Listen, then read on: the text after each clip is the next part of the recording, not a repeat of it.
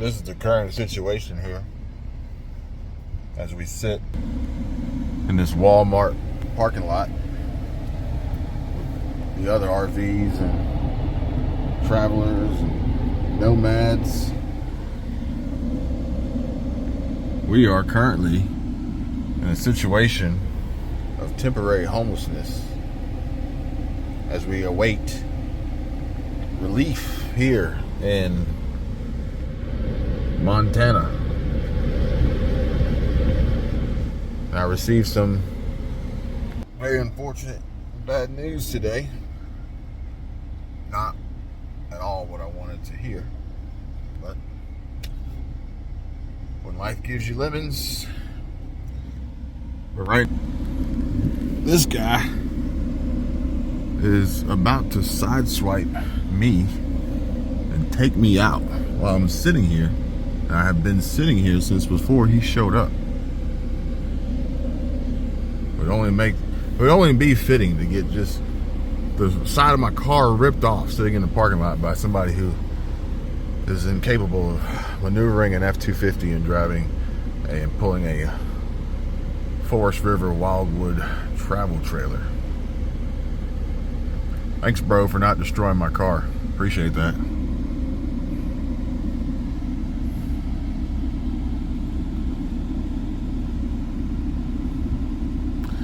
One thing you got to realize is when you see these rigs on the road, there's no prerequisite or training required.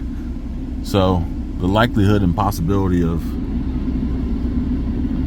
a non-competent driver being on the road with something that has the capability of, even coming unhitched, swaying, losing control, taking the lives of many on the highway, it's a realistic possibility.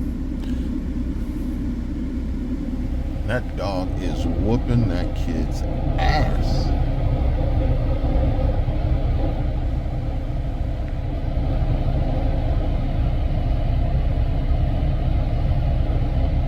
Training your dog is very, very important. But here we are, back in our hotel, able to check in finally, after we ended up leaving and going to grab lunch, grabbing something to eat. And I ended up with my YouTube partner program manager phone call. Just got off of that. So we got all that done. Now we're back in the hotel. And this is going to be our home for the next few days. Ultimately, undetermined length of time. I don't know how much longer we're going to be here. And that is part of the problem. And so you see, I ordered tires. I ordered tires 4 days ago. And as I expected, the tires were supposed to show up early. And they did. As we were out and about, I gave a ring to the local tire shop and asked them if the tires had shown up. And they said, they were right around the corner. So if they did, I could have taken the car to them. I could have walked back to the restaurant. We could have enjoyed our meal. We could have been done on our way to our next destination, which honestly at this point in time, I don't know what that is. I don't know what that is. We had to cancel our next reservation because we weren't going to make it in time. They don't have any more availability this summer. So we're not going to be able to make that this summer. That's a bummer. And the tire shop says, well, I was actually just checking your tires in. Great. But we don't have the back tires, which if you guys have been following along on this journey, you're aware that the back tires is what's most important here. It's a staggered setup. The two fronts are a certain size and the two rears are a completely different size. She says we were supposed to have them, but the warehouse that they pulled from showed having those tires, but when it was time to load the truck and deliver, they didn't. She says, now rest assured they will be here tomorrow in time for your appointment. I trust this company. I've used this company for decades. I like this company. But I'm not 100% confident that my tires are going to show up and I'm going to get them installed tomorrow, as to be expected, which would then mean we have to find yet another hotel to stay in. Maybe the one we're in now, maybe a different one, depending on availability, depending on price. As we're getting closer to the weekend, which odds are the rates are going to continuously climb higher and higher. We are currently at this point shifting back and forth between hotel to hotel to hotel to hotel, living off of whatever food we can scrounge up, eat. We made a Walmart run to load up the refrigerator here, but it's not a full kitchen. It's not the most ideal condition. It's not what we expected. And to be 100% honest with you, I'm ready to leave. I'm ready to move on. I'm ready to go to the next stop. I did not plan on being here in Montana as long as we have been, but we have to. This is the situation that we're in. And really, to put it more accurately, this is not a terrible situation to be in. It's almost a best case scenario. I told Michelle today, I said, you know what? If we were driving the van, things could have been a whole lot different, because the van runs same tire size, but the van is a dually lithium ion battery powered. The batteries take the place of where a spare tire would reside. But then my daughter from the back seat chimed in. She goes, yeah, but then we would have been stranded in the van, not in the car. Touche. Now, the flip side of this is I do have to take full responsibility and own up to my mistakes and be the first one to say, this is my fault. It's my fault. And I realized that just the other day, because when we were in Atlanta, I said, you know what? Let me take this car over to Discount Tire and get the tires balanced before we go, because at around 70 to 72 mile an hour, you get a little bit of a shimmy. And I think that was from all the work that had been done when getting the brakes replaced, swapping out the AC line that was leaking. They had to drop the subframe to do all that, and driving on some of these treacherous roads. It was time for a balance, okay? I didn't do it. I was like, you know what? I'll hit a Discount Tire somewhere else. I just didn't feel like pulling away from family time to go to Discount Tire to get the balance. I just wanted to chill. I just wanted to hang out. Hindsight is always 20/20. It's always clearest. And had I done that, maybe Discount Tire would have been like, you know what? You need new tires.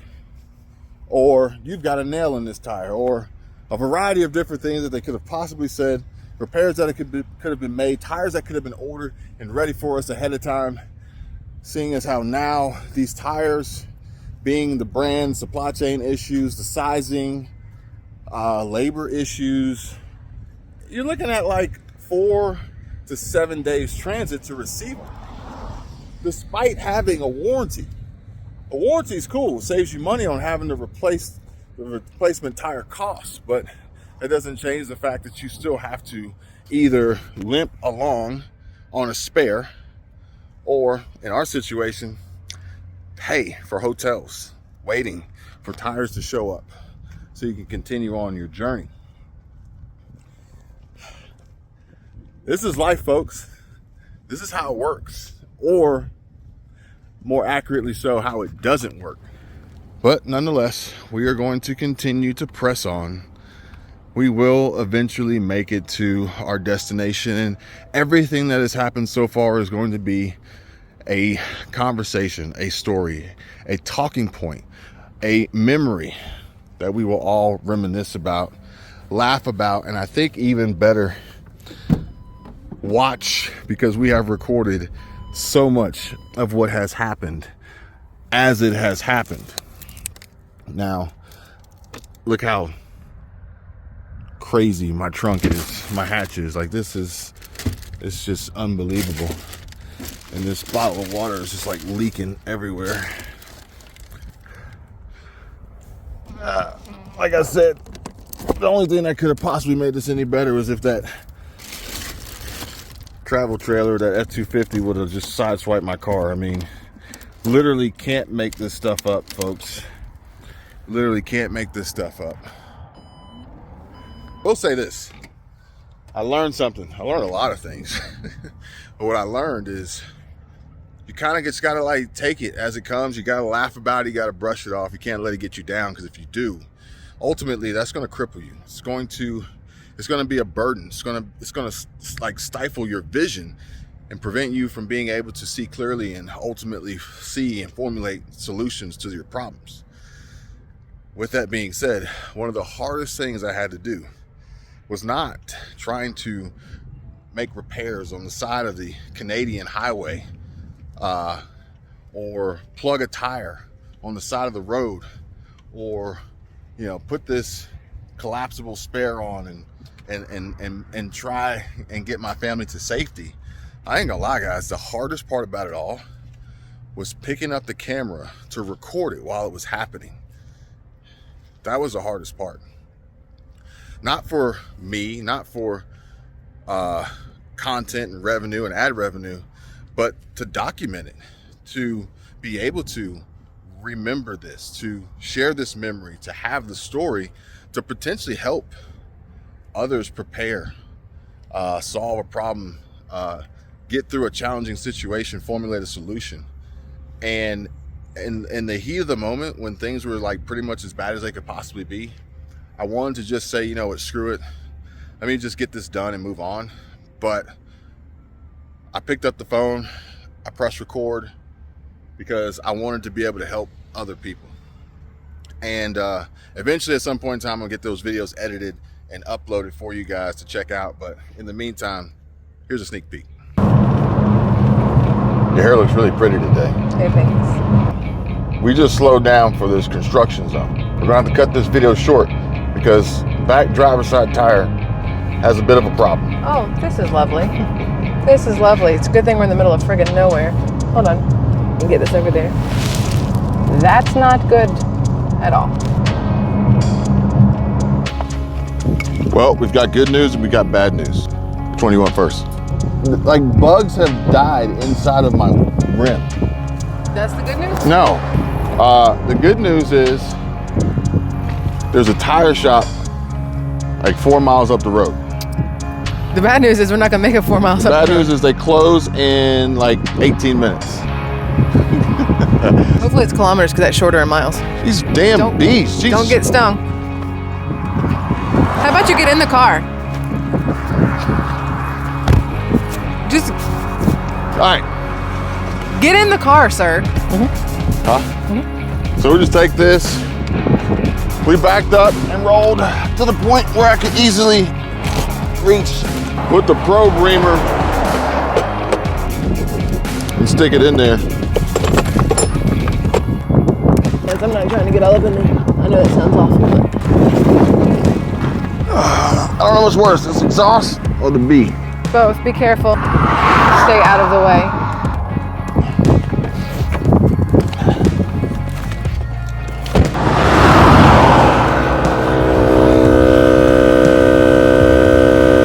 Oh, bee inside the car. No.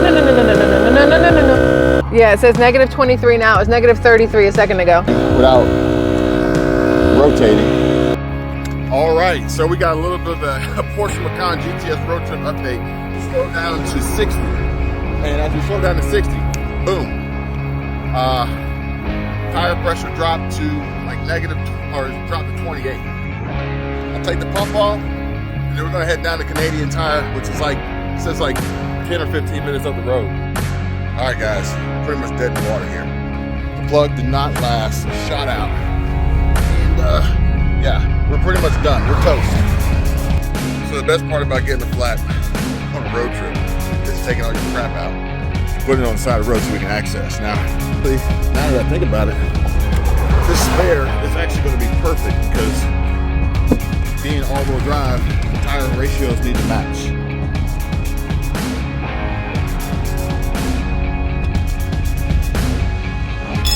Do you think where we got gas or someplace had a nail and that's what we did?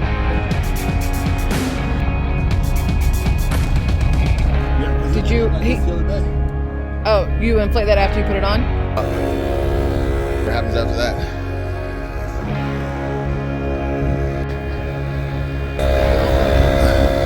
I missed the part where it popped.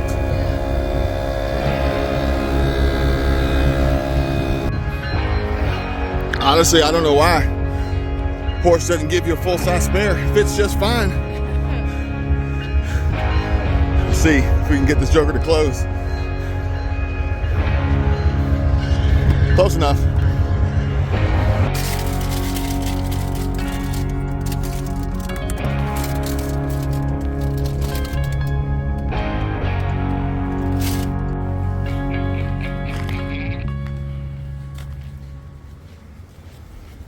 So it's not good when you walk into a tire shop and he goes, I've got bad news for you. We're closed. These guys are closed. They don't have it. This tire, this, that, and the other. Weeks out on tires. And the pricing here on tires is make your teeth fall out. Yeah, real quick. I had no other choice but to stay strong. I got the wife and the kid with me. They're looking to me to make sure that everything is okay, everything is fine.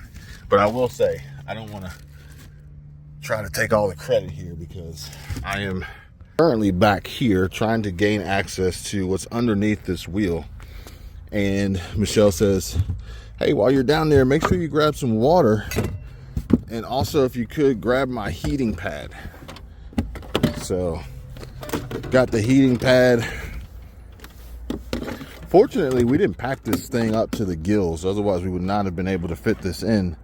But hindsight, if we did end up getting that Thule roof rack cargo box, we would have been in a little bit better of a position than we are now. But we're going to make do. Again, I can't take all the credit here. Look, I had to grab the heating pad. And ladies, if you know, you know.